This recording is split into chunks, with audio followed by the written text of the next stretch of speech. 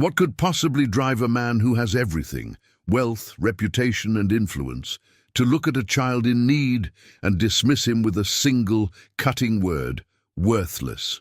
Picture this. A tall glass building gleaming under the Manhattan skyline, its windows reflecting the glow of late-night city lights. Inside, sitting behind a mahogany desk, is David Thompson, a millionaire who believes the world bends to money, power, and prestige.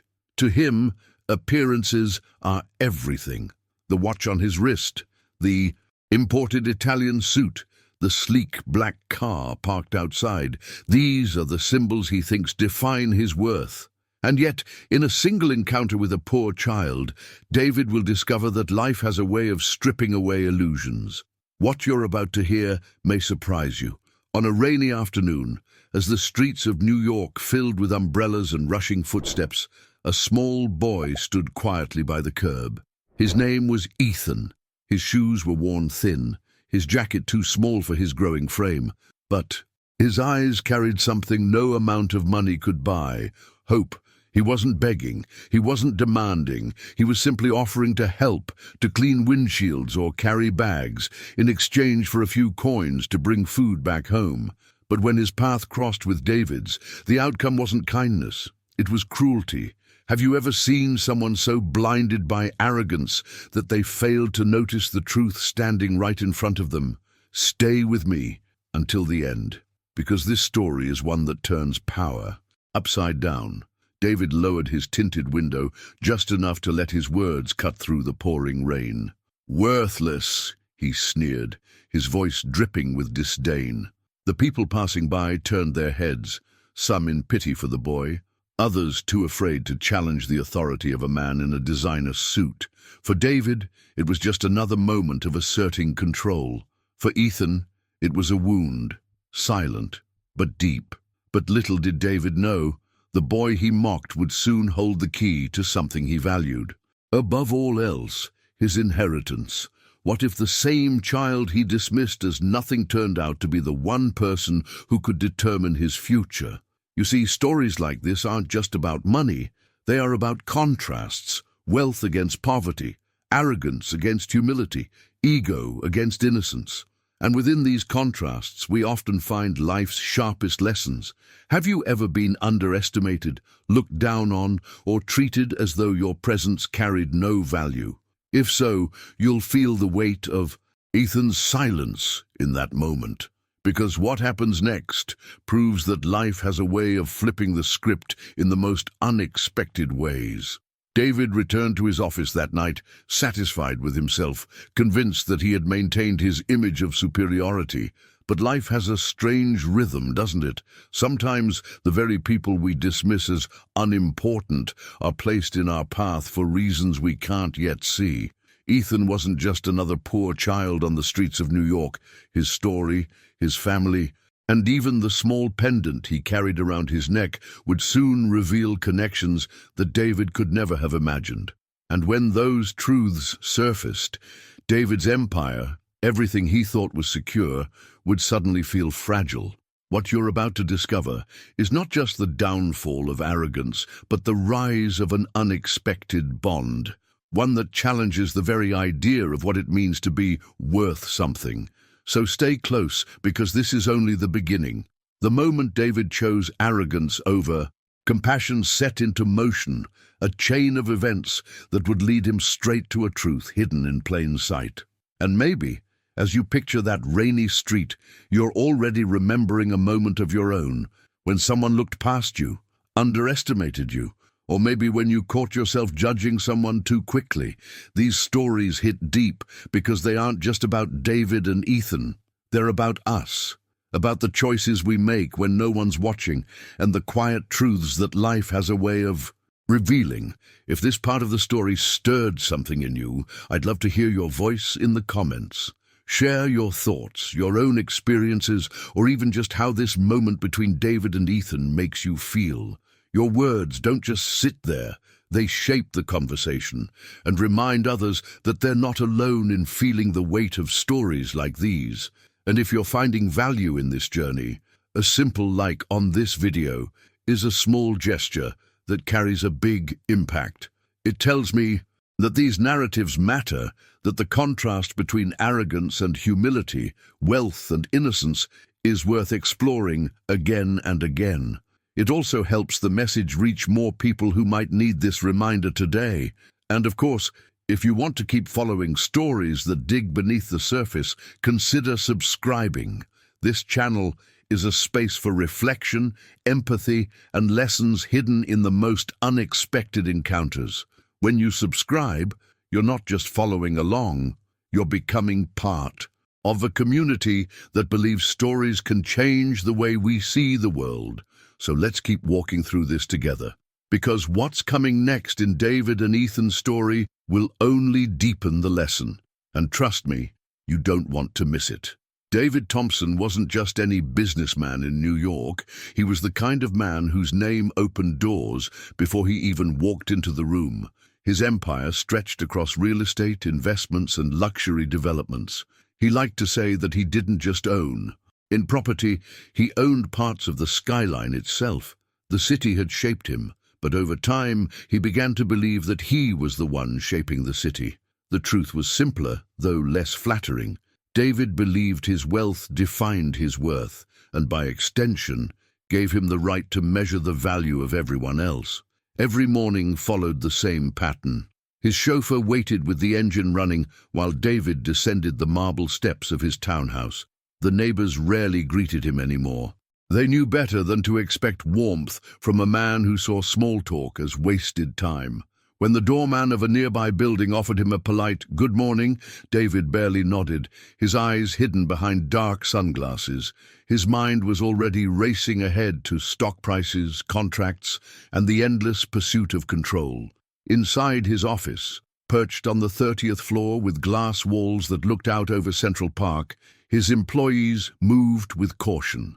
David demanded precision, but not out of respect for excellence.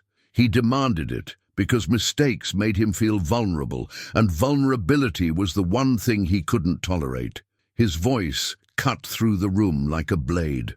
"If you can't handle a simple report, then maybe this isn't the place for you," he snapped at a young assistant one afternoon. She swallowed hard, nodded, and returned to her desk without a word. For David, it wasn't cruelty, it was efficiency.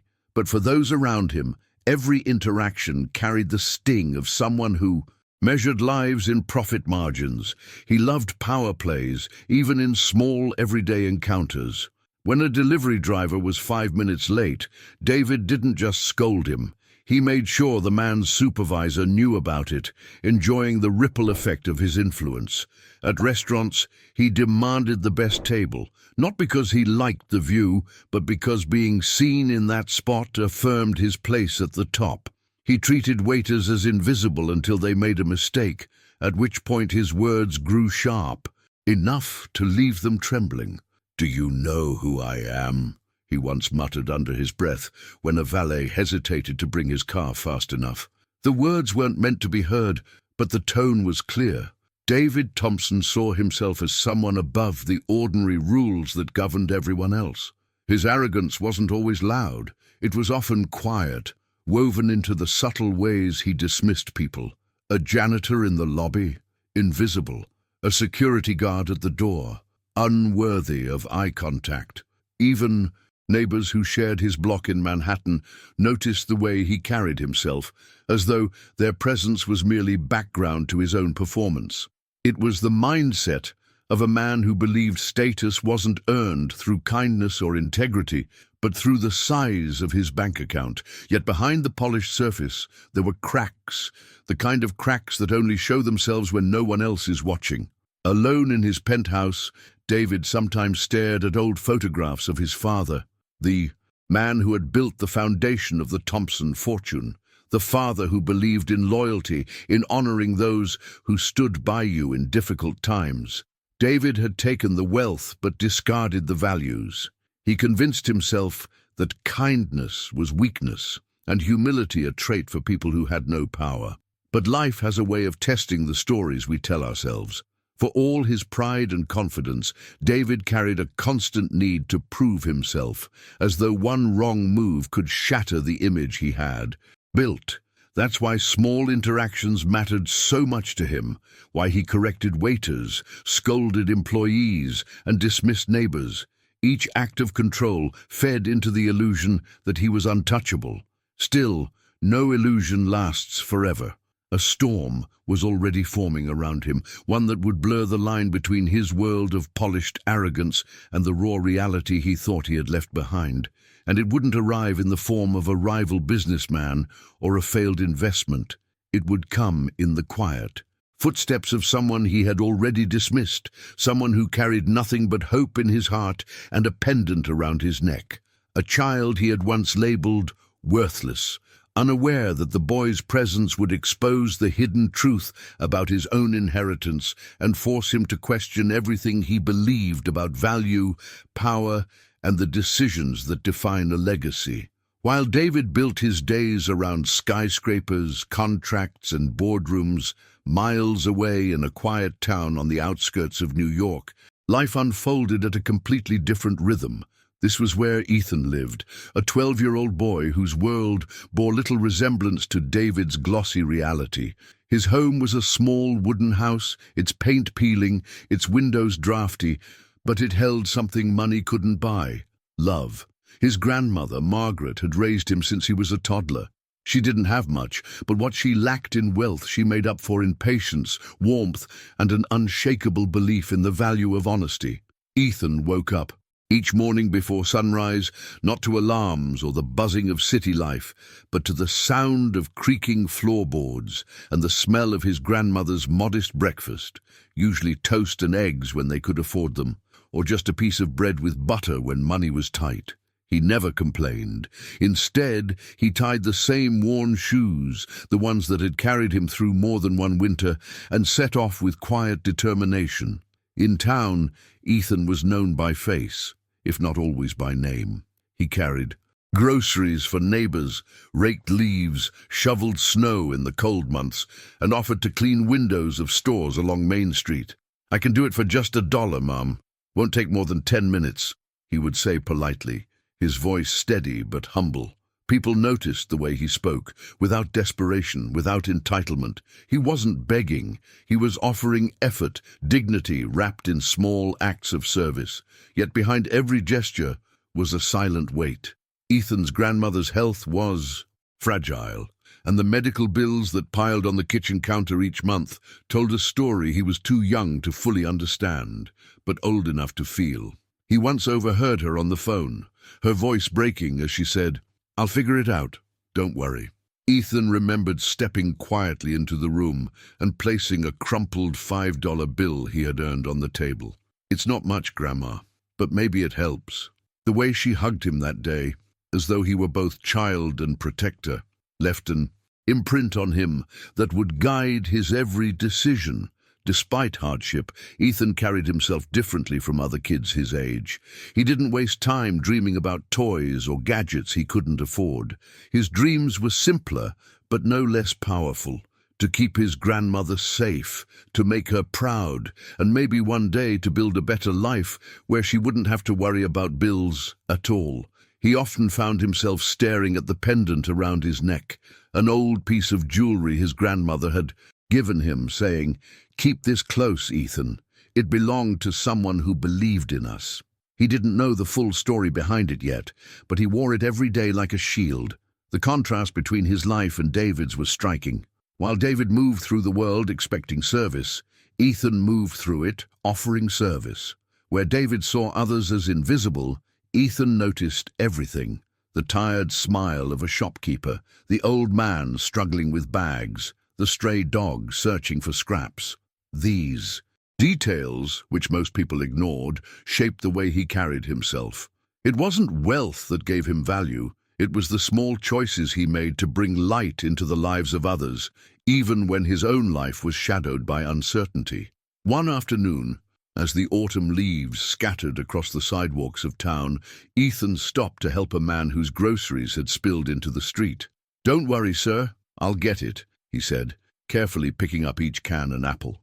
The man smiled faintly, pressing a few coins into Ethan's hand.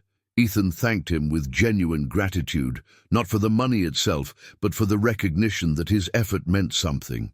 That was all he ever wanted, to matter, even in the smallest ways. Later that evening, sitting at the kitchen table, he told his grandmother, "One day I'm going to change things for us. I don't know how, but I will." She looked at him, eyes soft with both pride and worry, and replied, "Ethan, you already are." Those words carried a weight he didn't yet understand. He thought she was only speaking of his kindness, but in truth she carried secrets about their family history, secrets that would soon intersect with David Thompson's carefully constructed empire. For now, Ethan's life remained grounded in the everyday struggle, but within that struggle was a quiet resilience. He didn't know it yet, but his dignity, his humility, and even that pendant resting against his chest were threads woven into a larger story, one that stretched far, beyond the borders of his small town and into the heart of the city where David lived, convinced that only wealth mattered. Their worlds seemed impossibly far apart, yet they were already on a collision course, destined to meet in a moment that would unravel truths neither of them could ignore. The first time Ethan and David's worlds collided, it was on a day when the city was wrapped in grey clouds and restless energy. The rain came down in sheets, blurring the outlines of buildings and filling the gutters with rushing water. For David it was an inconvenience, one that made traffic slower and his schedule tighter. For Ethan, it was another opportunity, because on days like this, the windshields of wealthy drivers begged for a quick cleaning, and sometimes, just sometimes, someone with a kind heart would hand him enough to buy a warm meal for his grandmother and himself. Ethan stood on the corner, soaked to the bone, his hands gripping the small rag he carried in his pocket. The cold rain slid down his face, but he didn't flinch. He spotted the sleek black Mercedes pulling up near the curb, its tinted windows gleaming like polished armor against the storm. Something about the way it idled there, expensive and untouchable, made Ethan hesitate for just a moment. Still, he gathered his courage, stepped closer, and tapped lightly on the glass. "Sir, I can clean your windshield real quick," Ethan said, his voice steady but respectful. "Just $1, that's all. Won't take long." Inside, David looked up from his phone. He barely noticed the boy at first, his thoughts still caught up in the negotiations waiting for him at the office. Then his eyes narrowed, taking in the figure outside. Small, thin, drenched in rain, with shoes so worn the soles seemed ready to give way. David lowered the window just enough for his voice to slip through, sharp and cold against the sound of the storm. "You? Clean my car?" He let out a short, mocking laugh. "Look at you. You can't even take care of yourself. You're worthless." The word hit harder than the rain ever could. Ethan froze, his rag still in his hand, the sting of humiliation spreading across his face. People walking by slowed down, some pretending not to notice, others casting quick glances of pity at the boy. A woman with an umbrella shook her head slightly, but she kept walking. No one said a word. "I don't want my car scratched up by dirty hands," David continued, his tone dripping with disdain. "Move along. Find someone else to bother." Ethan opened his mouth, but no sound came out. He wasn't used to speaking back. His grandmother had always told him, "Dignity isn't in how people treat you, Ethan. It's in how you choose to respond." So he swallowed hard, lowered his eyes, and whispered softly, "I just wanted to help." But David had already rolled the window back up, returning to the glow of his phone screen as though nothing had happened. To him, it was just another moment in a day filled with power and control. To Ethan, it was a scar, invisible to the crowd but etched deep into his memory. The Mercedes pulled away, leaving a splash of dirty water across the sidewalk as its tires cut through the puddles. Ethan stood there, his clothes clinging to his small frame, the rag heavy in his hand. For a second, he thought about walking home, about giving up for the day. But then he straightened his back, lifted his chin, and turned toward the next car, quietly determined that one man's cruelty wouldn't erase his will to try, That single exchange, however, was not just another passing moment. It was the spark that set two journeys on a collision course. David, wrapped in his arrogance, believed the encounter was insignificant, a footnote in his carefully curated life. Ethan, though wounded, carried within him something David could never see from behind tinted glass, a strength born not from wealth, but from resilience, and a hidden truth tied to the very inheritance David thought he controlled. On the surface, it looked like nothing more than a cruel dismissal, a rich man mocking a poor boy in the rain.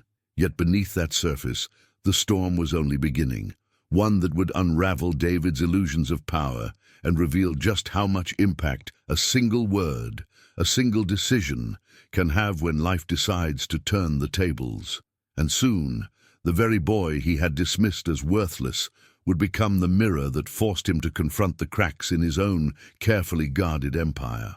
Far from the glass towers of Manhattan, in the dim light of a modest kitchen, Ethan's grandmother sat with her hands folded over a small tin box that she kept tucked beneath the floorboards. To anyone else, it looked like an ordinary box, worn with time and scratches, but inside it carried a story that had been buried for years, a story that tied her family's past directly to the Thompson name. She often caught herself staring at the contents late at night, whispering quietly, as though her late employer might still hear her. "I promised I'd keep it safe," she murmured once, her fingers brushing the edges of old letters sealed in envelopes that bore the unmistakable signature of Richard Thompson, David's father. Margaret had worked for Richard long before David rose to power, back in the days when the elder Thompson was known not only for his business empire, but for his loyalty to the people around him. He trusted her in ways that went beyond the usual employer and housekeeper relationship.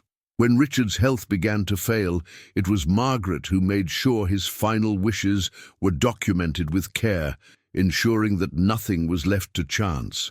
She remembered sitting by his desk as he handed her a small velvet pouch.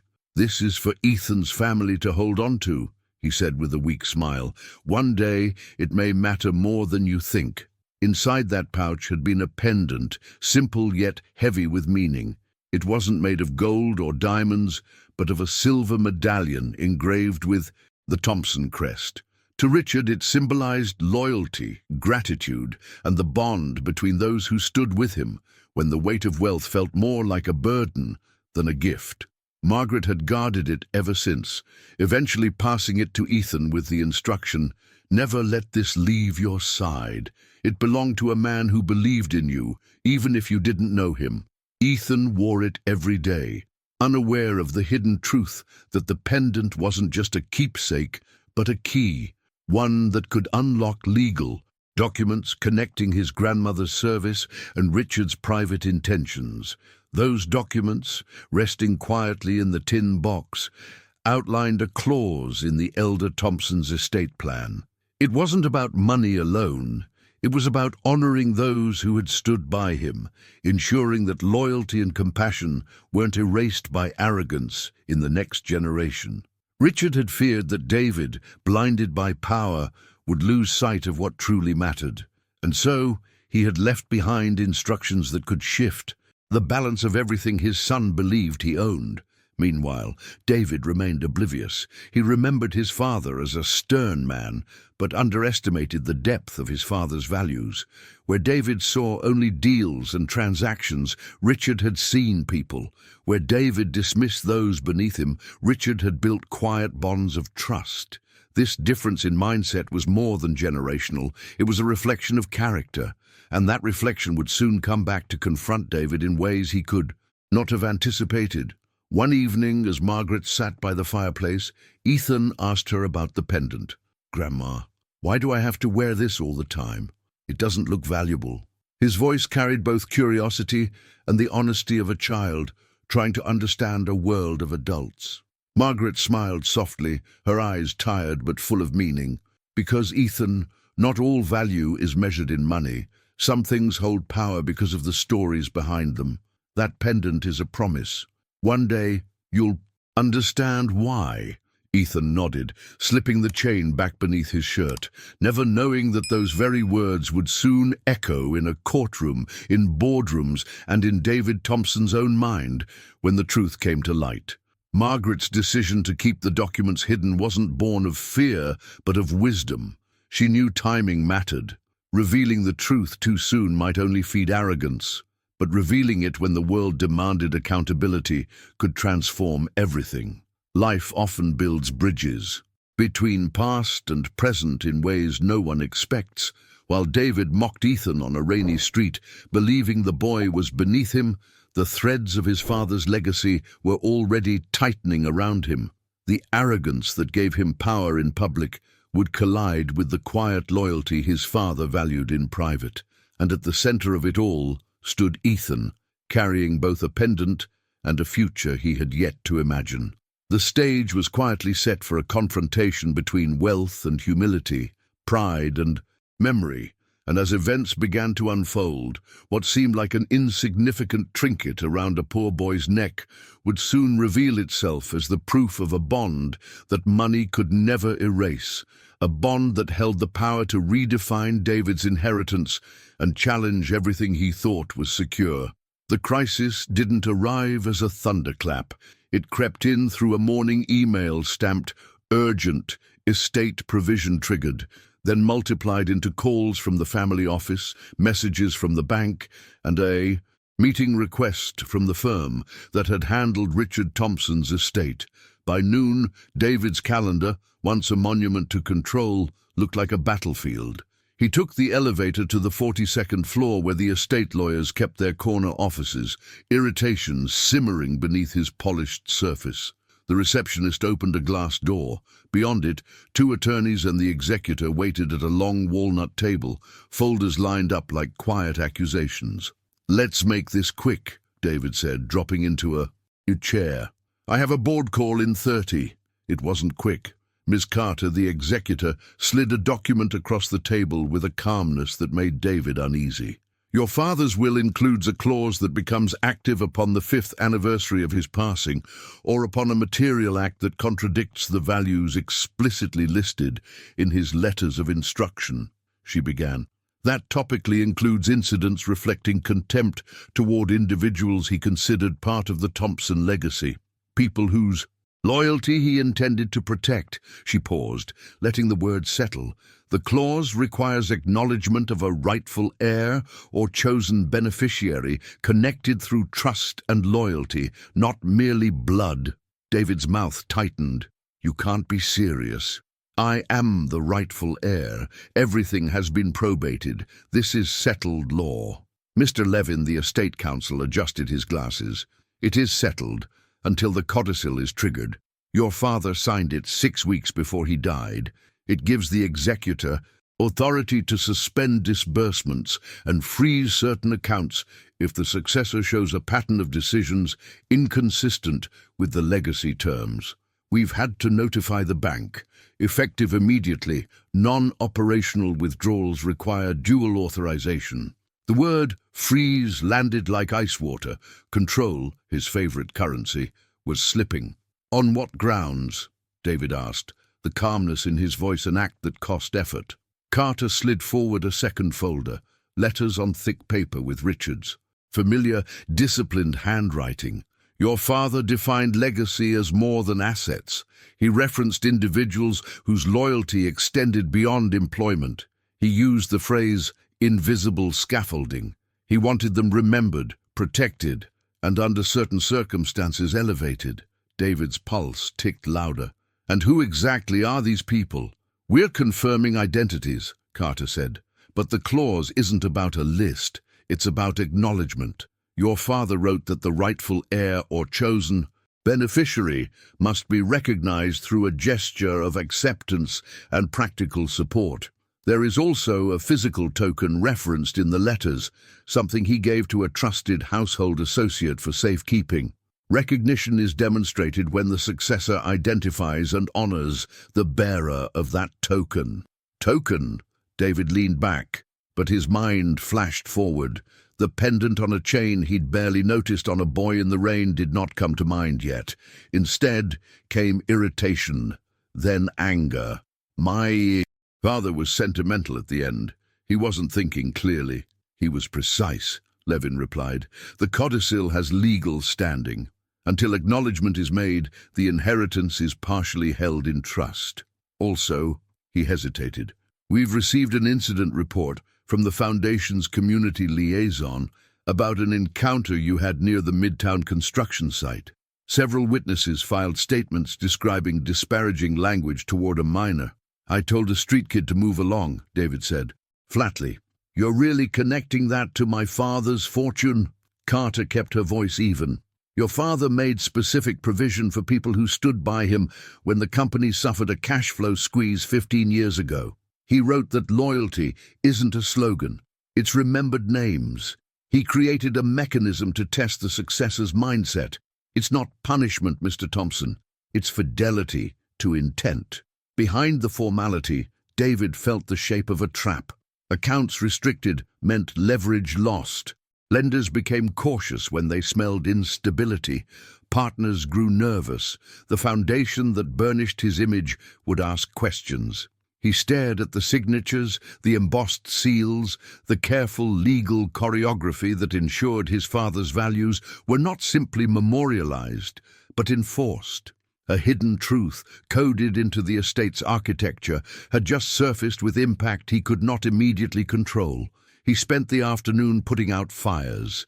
The CFO called about a covenant check on the mezzanine financing. Temporary limitations were not good words to speak to lenders.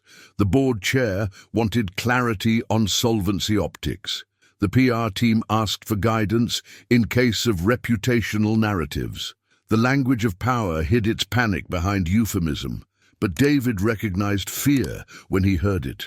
Alone in his office at dusk, Manhattan glowed gold and blue beyond the glass. He watched the light change across the park and heard his father's voice in memory, quiet, measured, a tone that had always made him feel like a boy pretending to be a man. He told himself the same story he had believed for years. Control is taken, not given. This is a legal puzzle, he muttered, pacing. We solve puzzles. Yet the more he pressed, the clearer it became that this wasn't a puzzle of clauses and sub-clauses. It was a test of posture, an examination of character dressed in the clothing of law, a mindset check built into a will, an exam he hadn't studied for. He called Ms. Carter back. What does acknowledgement look like?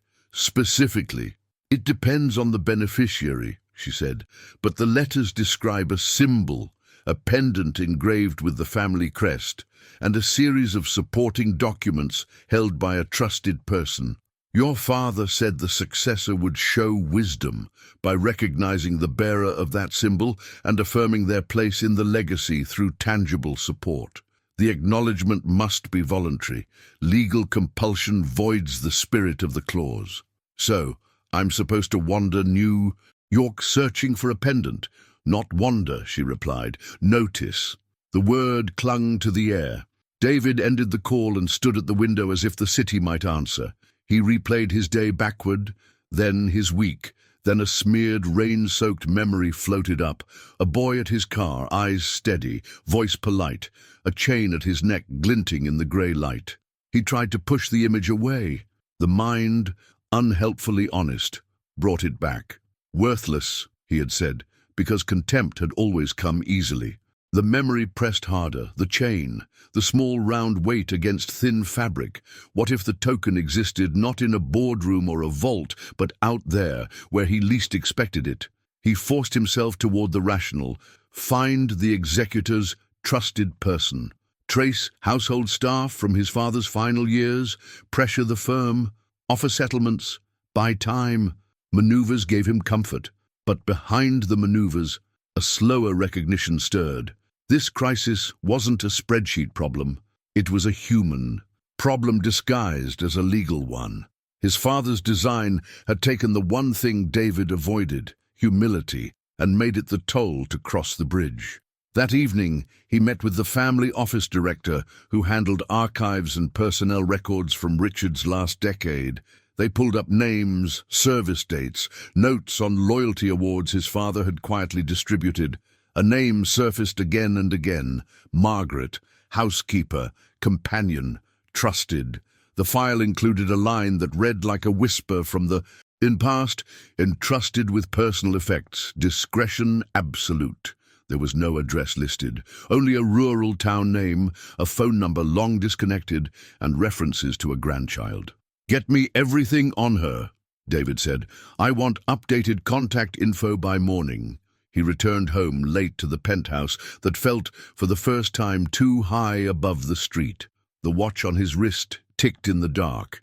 He loosened his tie and sat at his father's old desk, the one he had kept mostly for show. He opened the bottom drawer and found the box of letters he had never read through completely. He read now. Lines about decisions that outlive balance sheets. Notes about compassion framed not as charity, but as strategy for a legacy that wanted to endure. It was not the language David spoke, but it was the language his father had lived. Somewhere inside those pages, he realized, was the map of this moment. He heard the rain start again against the windows. Somewhere outside, a boy might be walking. "I'm home," with a soaked jacket and a pendant against his chest. The image refused to let go. For the first time in a very long time, David felt something sharper than anger, heavier than inconvenience. It wasn't guilt yet, not fully. It was the understanding that power had slipped to a place he didn't control. A behind-the-scenes transfer his father had planned years ago in ink that now felt more permanent than steel. Morning came with a text from the archives team, an address tied to Margaret's last known church, a community center that still kept records of families they had helped. There was also a scanned note from Richard's estate files, a short line written in his even hand that seemed aimed at this precise day. "When wealth is blind, loyalty will guide it." David read the sentence twice, then closed his eyes. "I'll fix this," he said out loud, though who he was talking to wasn't clear. "I will." But fixing it, he knew now, wouldn't mean writing a check or calling in a favor. It would require a different kind of decision, the kind that changes more than a balance sheet. It would require him to follow a journey he had always dismissed as sentimental, a journey toward acknowledgement, not acquisition.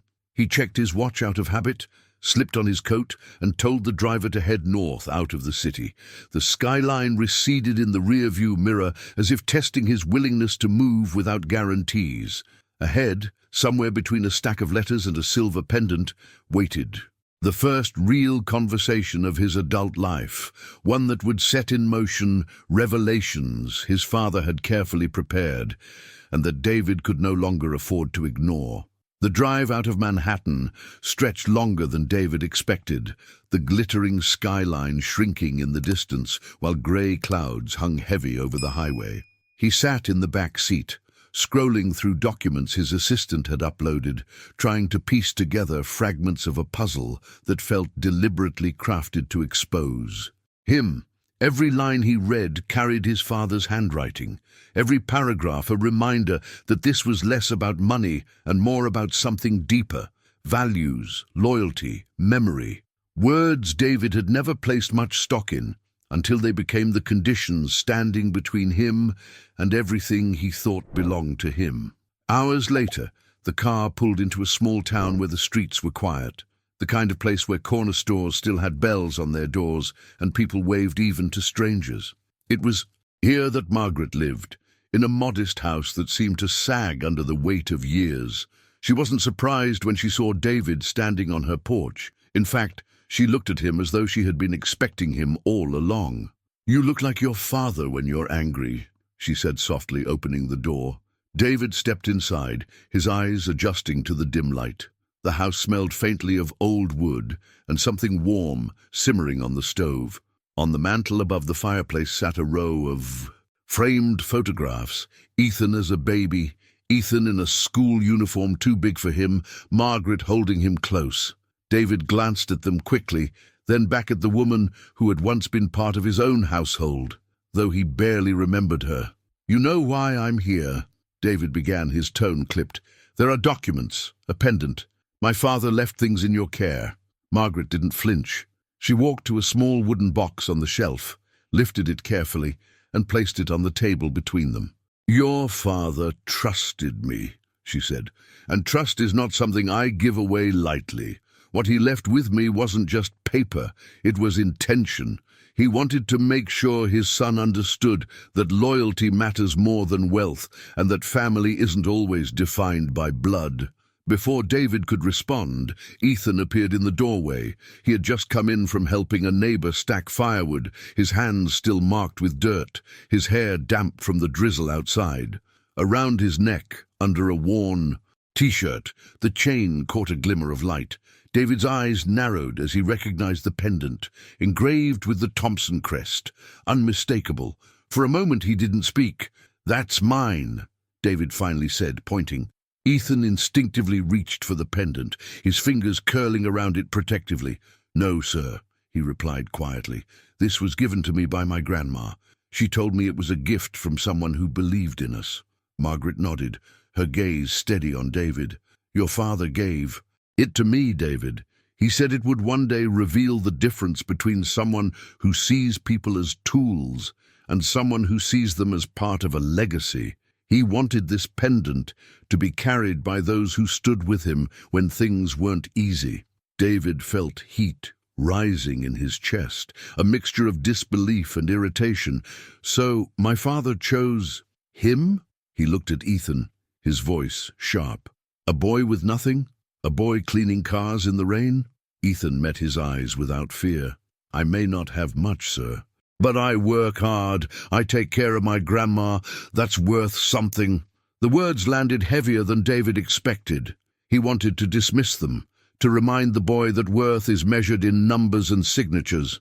But something about the way Ethan stood, quiet yet unyielding, carried an authority that unsettled him. Margaret reached into the box and pulled out several folded letters, their paper yellowed with time. She laid them on the table, her hands trembling slightly. "These are from your father," she said. "He wrote about loyalty, about remembering the people who carried him when he wasn't strong. He knew you might lose sight of that. He wanted me to keep these safe until the time came." David hesitated before picking one up. The handwriting was instantly familiar, precise, deliberate, unmistakably his father's. He read silently, the words cutting through the armor he had built around himself. "Wealth without gratitude becomes emptiness. Inheritance without loyalty becomes a curse. The one who holds the pendant has stood in the place where love outweighed convenience. Honor them, and you honor me." For a long moment, David said nothing. He placed the letter back on the table, his fingers stiff. The silence stretched, filled only by the faint ticking of a clock on the wall. Then, almost reluctantly, he looked at Ethan again. The boy didn't lower his eyes this time. He held his ground, pendant glinting softly in the dim light, as though the past itself had chosen him. To stand there, David turned toward Margaret. "You understand what this means legally?" Margaret's expression didn't change. "I understand what it means morally. The law is only catching up to what your father already knew. That inheritance is not just about money. It's about decisions, about the impact we leave behind, about acknowledging those who gave when they had little." The room seemed to shrink around David. For the first time in years, he felt the ground beneath him shift in a way he couldn't control. The pendant, the letters, the boy, it all connected back to a truth his father had hidden in plain sight. This wasn't just a matter of contracts or bank accounts. It was a reckoning, a behind-the-scenes test of character disguised as a legal dispute. David straightened his jacket, trying to mask the unease rising within him. "If this is what it takes, then I'll find a way to deal with it," he said, though even as the words left his mouth, he knew they carried less conviction than he intended. The letters, the pendant, and the steady gaze of a boy he had once called worthless were already rewriting the script he had lived by, and the transformation was only beginning. David left Margaret's house with the letters still echoing in his head, the ink of his father's handwriting feeling heavier than any signature he had ever chased. The drive back to the city looked different. Lower buildings, narrower streets, a slower pace that forced him to hear his own thoughts.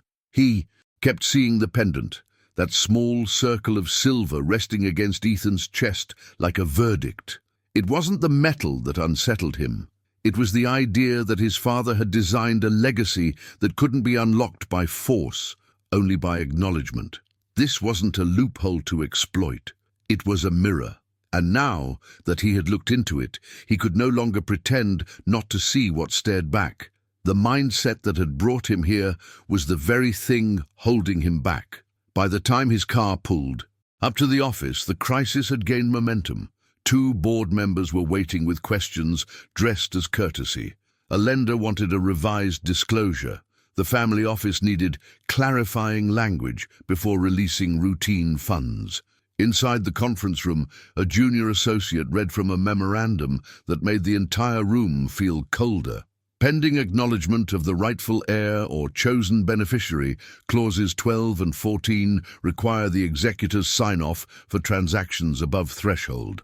David stood at the head of the table, immaculate and silent, while the reality assembled itself around him. The impact wasn't just legal, it was reputational. People didn't need the full story to sense a fracture. They felt it in the hesitation of emails, the careful tone of calls. Even the elevator seemed to stop 1 floor too long, the way machines pause when they register an unspoken tension. He dismissed the room and called Ms. Carter. "If I recognize the bearer of the token, does that restore everything?" "There must be substance behind the gesture," she said. "Recognition isn't ceremonial. Your father wrote that acknowledgement requires 2 acts, naming the bond and materially supporting it. And if I refuse?" There was a quiet on the line that sounded like disappointment rather than threat. "Then the estate remains bound by the codicil. You will still control operations, but the heart of the inheritance, what your father called the enduring part, remains out of reach."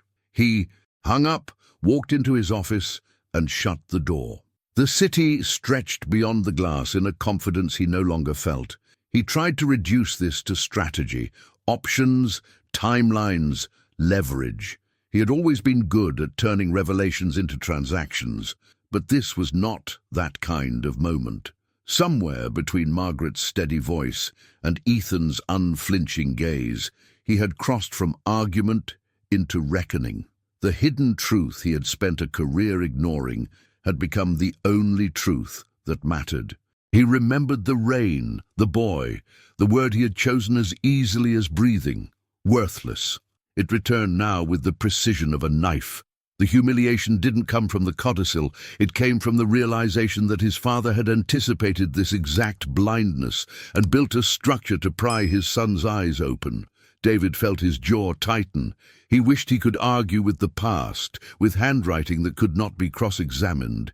He wished he could write a check and be done. But the journey ahead wasn't going to be measured in dollars. It would be measured in decisions. He called Ethan's number from the card Margaret had slipped him. The voice that answered was cautious, polite. "Hello? This is David Thompson," he said, hearing a stiffness he couldn't smooth out. "I'd like to meet with you and your grandmother." There was a small pause. "Okay, sir. We can meet at the community center. They have a room we use sometimes." An hour later, the 3 of them sat at a folding table, beneath a whiteboard, stained with old marker. Behind the scenes, the administrator had recognized David and tried to offer a nicer space, but Margaret declined with a look that brooked no performance. The room was bare. The room was perfect. David began, and the words felt unfamiliar in his mouth. "I was wrong." He let that hang there, the first honest sentence he had spoken in days. "I spoke to you with contempt," he said to Ethan, "and I have no defense for it." Ethan didn't move. "I wasn't asking for much," he said quietly, "just a chance to work." "I know," David replied, and the admission released something he had not noticed he was holding, his own air. "I believed money measured worth. I believed I had the right to decide who mattered. That belief has cost me more than I realized." Margaret slid the box of letters forward as if resetting the table. "Your father wanted you to learn this without losing yourself," she said. "He gave you a path, not a trap." David nodded, a small, motion that cost more than a dozen public speeches. "I want to honor his instructions," he said, the sentence plain and unvarnished. "Not to unlock accounts, though that matters, but because I can see now what he was guarding. He was guarding the part of our name that money can't protect." He turned to Ethan. "If you agree, I'd like to recognize what you carry, not just the pendant, but what it represents. I want to set up support for you and your grandmother, education, medical care, whatever is needed, and I want it to be on your terms." Ethan studied him, the way a person studies weather after a long winter, carefully, ready to believe spring, but unwilling to be fooled by a warm day. "I won't take something I didn't earn," he said, "but I won't say no to help for my grandma." "Then we'll build it together," David said. "Transparent, respectful, no headlines." The last two words surprised him. He realized he meant them. This wasn't about polishing a story. It was about living one differently. The administrator brought in paper forms and a cup of pens in a chipped mug. David put his signature where it belonged, but for once, the act felt smaller than the conversation around it. He asked questions and listened to answers. When Ethan described his routine, odd jobs, school, the worry that came every time his grandmother coughed, David didn't interrupt to optimize the plan. He let the texture of the boy's day reshape his idea of what support meant. This was the first time in years that he had let someone else's life change his decisions without translating it into a spreadsheet. As they worked, he caught himself wanting to apologize again, to pour words over the wound, as if language could accelerate transformation. Margaret spared him the impulse. "Change shows up in the morning," she said. "Be different then." On his way out, David paused by a faded bulletin board listing community needs in handwriting that reminded him of the letters at home. Simple, unarguable. He pulled down a slip about a heating repair for an elderly neighbor. "We'll take care of this," he told the administrator. It wasn't a grand gesture. It was the kind that builds habits. That night, back in the penthouse, he placed the letters on his desk and reread the line that had chased him all day. "When wealth is blind, loyalty will guide it." He understood now that loyalty had not been waiting inside law firms or boardrooms. It had been carrying groceries in a small town, standing in the rain, with a rag and a quiet dignity. The humiliation he felt wasn't degradation, it was the friction of pride giving way. He thought about the word worthless and realized the harm didn't end when the window rolled up. Words live in people. They become weather. He could not unsay it, but he could change the climate. He called Miss Carter and described the meeting, the commitments, the documents they would formalize. "This reflects the spirit," she said after a long silence that sounded like relief. "Your father would have recognized this." When the call ended, he didn't pour a drink to celebrate. He set an alarm for early morning. He would go back to the community center with plans drafted plainly, without flourish. He would bring his operations director to set up funding structures that gave control to those who needed it, with accountability that didn't choke dignity. He would meet his lenders not with excuses, but with a narrative of decisions that signaled stability built on something sturdier than ego. The next day's calendar began to fill itself, but this time the order came from a different center of gravity. He would still fight for the company, but not by crushing those around him. The transformation wasn't loud. It showed itself in the way he greeted the doorman by name, in the way he held an elevator for a janitor he used to overlook, in the way he stopped rehearsing power and started practicing presence. None of this erased what he had done, but it began to rewrite the story of who he was becoming. Somewhere in the city, rain started again, tapping out a rhythm against glass and pavement. David watched it for a while, then reached for his coat. There were conversations he needed to have that couldn't be delegated. There were repairs to make that couldn't be outsourced, and there was a boy with a pendant whose place in the Thompson legacy was no longer a legal obstacle to be solved, but a human truth to be honored, one that would guide the next series of Decisions as the contours of his father's design revealed the next turn in the journey. The choice didn't look heroic on paper. It looked like signatures, scheduled meetings, and a revised estate filing drafted without fanfare. But underneath the paperwork ran a current David had never allowed in his life: restraint. He woke before sunrise and stood at the window, the city still half asleep, as if pausing to watch what he would decide. Control the inheritance by forcing a narrow reading of the clause, or embrace the lesson his father hid in plain sight and let that lesson reshape the man who would carry the Thompson name forward. He didn't like admitting it, but the decision wasn't really about the money anymore. It was about a mindset that had finally met its limit. At 8 sharp, he called Miss Carter and asked for the exact language required to formalize acknowledgement. No press, no ceremony, he added. If this is real, it should stand on its own. He felt the tug of his old instincts: stage it, spin it, make it look magnanimous. But that was the version of himself his father had written around not to. We'll prepare a consent order and an addendum memorializing your commitments, Carter said. There's also a letter your father intended you to write in your own words. It doesn't have legal force. It has something stronger. He went to the office only long enough to cancel half his meetings. The team, conditioned to see momentum as dominance, tried to read his face. For the usual cues, there were none. We're moving on 2 fronts, he told his CFO. Stability for operations, integrity for legacy. In that order, but not at the expense of each other. The words surprised even him. They sounded like strategy, but they were really a confession. He was done protecting a reputation that kept him from becoming someone he could respect behind the scenes. He returned to the community center with a folder under his arm, not as the man who issued demands, but as one who had finally understood the cost of ignoring the hidden truth his father left behind. Ethan and Margaret were already there, seated at the same table. The room smelled faintly of coffee and pine sol. A volunteer wiped down chairs with a care that made the space feel like a chapel. David took a breath and sat. I've come to acknowledge what your pendant represents, he said, steady now, and to honor the loyalty my father asked me not to forget. Margaret's eyes softened, not with victory, but with relief. Ethan kept a hand near the medallion, as if confirming its weight. What does that mean? He asked.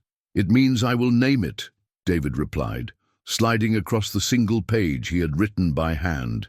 I recognize that the bearer of the pendant, entrusted by my father, stands within the Thompson legacy.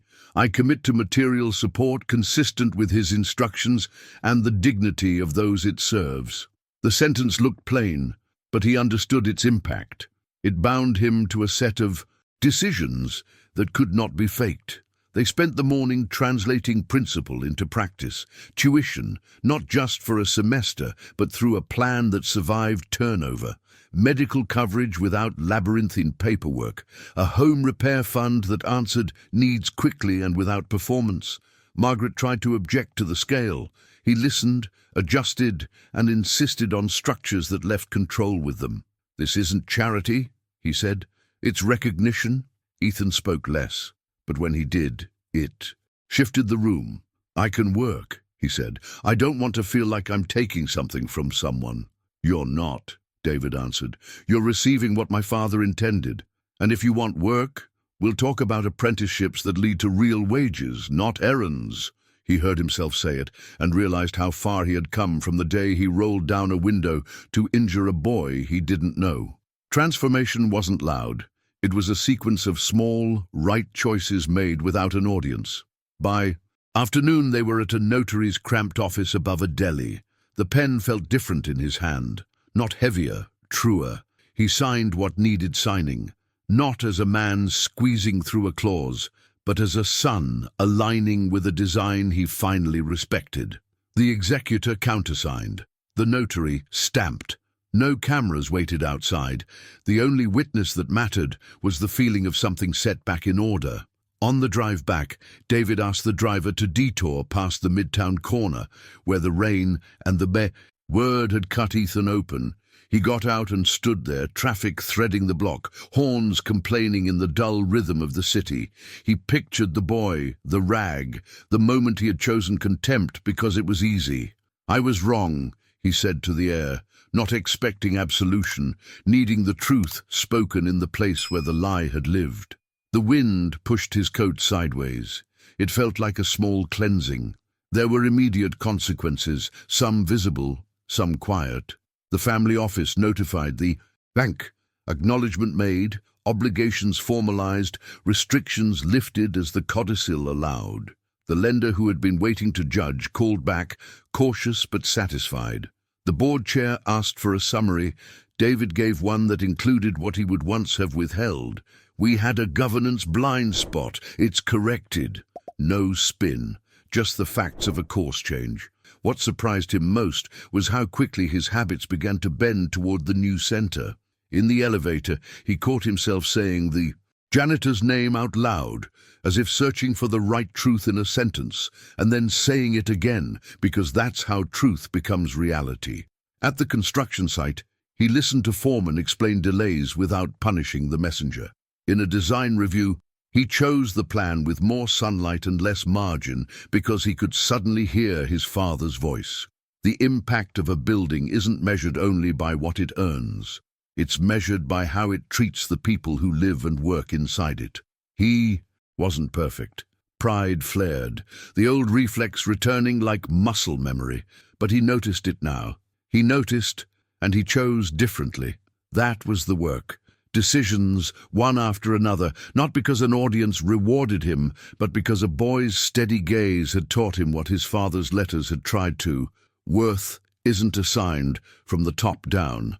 It's recognized where it already lives. A week later, back at the community center, David and Ethan walked the hallway lined with flyers, GED classes, job fairs, a food pantry schedule. "I don't know why you chose me," Ethan said, not fishing for an answer so much as naming a mystery that had become his daily life. "I didn't," David said gently. "My father did. I'm trying to be the man he hoped I would be when he made that decision." He paused, swallowing the hard part. "And I'm trying to be the man you deserve to meet after the way I treated you." Ethan looked down at the pendant, then back up. "I don't need you to be perfect," he said. "I just need you to keep showing up." "I can do that," David replied, and felt the truth of it in a way he could trust. They stepped into a small office where the center director had sketched an apprenticeship track with a local contractor who did historic restorations. Ethan's eyes lit up at the idea of learning a craft that built something that would outlast him. Margaret joined later, carrying a folder of medical forms she no longer had to navigate alone. The mundane details, IDs, schedules, first-day instructions, felt like the architecture of a new beginning. Behind the scenes, Ms. Carter filed the court paperwork to update the estate record with the acknowledgement and the support structures. The legal part caught up to the human part. It always should have been in that order. When they walked outside, the sky was a clean blue, the kind New York offers after it's wrung itself out. The city didn't look kinder, it looked honest. David glanced at the storefront glass and, for a brief second, saw not the man who commanded rooms, but the one who had finally learned to occupy them. He turned to Ethan. "There's one more thing," he said, careful with the words. "If you ever think I'm sliding back, if the old version shows up, tell me. I'll listen." "I will," Ethan answered, half smiling. "I'm pretty good at noticing things." "I know," David said, and the admission felt like a hinge, quietly engaging. They parted at the corner, not with ceremony, just a simple "see you soon" that promised the work would continue. David's driver waited, but he chose to walk a few blocks first, the noise of the city moving around him in a new register. He thought about the hidden truth his father had embedded like rebar in concrete, about the decisions that had pulled that truth to the surface. He thought about impact, not the kind measured in headlines, but the kind measured by a repaired boiler, a stocked pantry, a boy learning to shape wood into something beautiful and strong. As he reached the end of the block, his phone buzzed with a calendar alert for a meeting at the estate office. There were still formalities to complete, final confirmations to sign, a last review of the addendum that would link the pendant, the letters, and his acknowledgement into the official record. He slipped the phone back into his pocket and turned toward the avenue, already seeing how the next conversation would set in motion the revelations his father had prepared for the moment when a son finally chose to understand what the inheritance was really for. The final confirmation meeting at the estate office should have felt like triumph, but to David it carried the weight of quiet accountability. He sat at the long oak table where his father once reviewed contracts, and for the first time the language on the page didn't feel like a cage. It felt like a mirror. The addendum, stamped and notarized, recognized Ethan and Margaret as beneficiaries of Richard Thompson's loyalty clause. The inheritance that had been frozen now flowed again, but the money didn't matter as much as the realization it had forced. David glanced down at the signature line, where his name now sat alongside his father's old seal. The ink was dry, but the transformation it represented was still wet, still taking shape. He could hear his father's words in the back of his mind, not in stern lectures, but in those rare, quiet moments when advice had slipped through the armor of business. True legacy is measured in the lives we honor, not the assets we hold. He had ignored it then. Now, sitting across from Margaret and Ethan, he knew it was the only measure that mattered. Ethan didn't say much during the meeting. He didn't need to. His presence alone spoke louder than any contract. When the clerk asked for verification of the pendant, Ethan simply placed it on the table. The silver crest caught the light, reflecting across the polished wood, as though Richard himself were sitting in the room. Margaret leaned slightly forward, her hands folded, her expression calm. "Your father wanted to make sure you never forgot where you came from, David. Wealth was only part of it. People were the rest." David nodded, his throat tight. "I see that now," he admitted. The words were fragile, but they were real. For a man who once believed apologies were a weakness, this was a shift larger than any market swing. He had spent years insulating himself with status, but it was a boy with worn shoes and who had stripped that illusion away in a matter of weeks. Later that evening, David returned to his penthouse, the skyline glittering outside like a reminder of the empire he once thought untouchable. He stood by the window, watching taxis weave through the streets, and realized how hollow the view had become without the human faces that gave it meaning. He thought of Ethan's steady gaze, Margaret's unwavering loyalty, the letters written by a father who understood the frailty of power, and the strength of compassion. For the first time in decades, David poured himself not a drink, but a glass of water, sat at his desk and wrote. Not a legal document, not a corporate memo, just words meant to anchor him when pride threatened to resurface. He wrote, "Sometimes the people we call worthless are the very ones who remind us what true wealth means. Not money, not power, but loyalty, kindness, and family." The next morning, he carried that paper folded in his pocket, not as a showpiece, but as a private compass. He greeted the doorman with a sincerity that startled the man, paused to hold the elevator for someone he would have once ignored, and walked into his office with the intention to listen more than he spoke. Small decisions, almost invisible, but each one reshaping the legacy he thought he had inherited and the one he was now building. At the community center later that week, Ethan met him with cautious respect. "You're different," the boy said, not as praise, but as observation. "I'm learning," David replied, "and sometimes learning is the hardest work of all." Margaret placed a hand on Ethan's shoulder. "Your father wanted this, David. Not the struggle, but the growth. He knew that without humility, the fortune would crumble from the inside out." David nodded again, realizing that growth was never loud. It was steady, quiet, a transformation that unfolded in the background until one day it became visible to everyone. The arrogance that once defined him now felt like a weight he was finally putting down step by step. The story of a millionaire and a poor boy had become more than a clash of wealth and poverty. It had become a revelation about what it means to measure a life. not by towers of glass, not by accounts stacked with zeros, but by the way we choose to see each other. The rain-soaked moment at the car window that once seemed insignificant had revealed itself as the turning point of an entire legacy, and as the narrative settled into its lesson, one question lingered, pressing itself into the minds of anyone listening.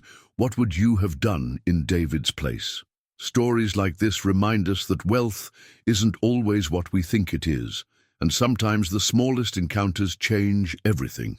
If you stayed with me until this moment, I'd love for you to leave a comment with something simple, maybe even just write, "I'm with you until the end," so I know this message resonated with you.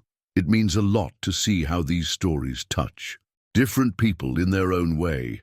And if this journey spoke to you, a quick like on the video helps keep more stories like this alive and reaching others who might need the reminder. Subscribing is the easiest way to keep walking through these lessons together, one story at a time, and to never miss the next chapter we'll explore. There's a video right here that continues this reflection with a different twist on the same theme. Click and come with me there. You might be surprised at what unfolds next.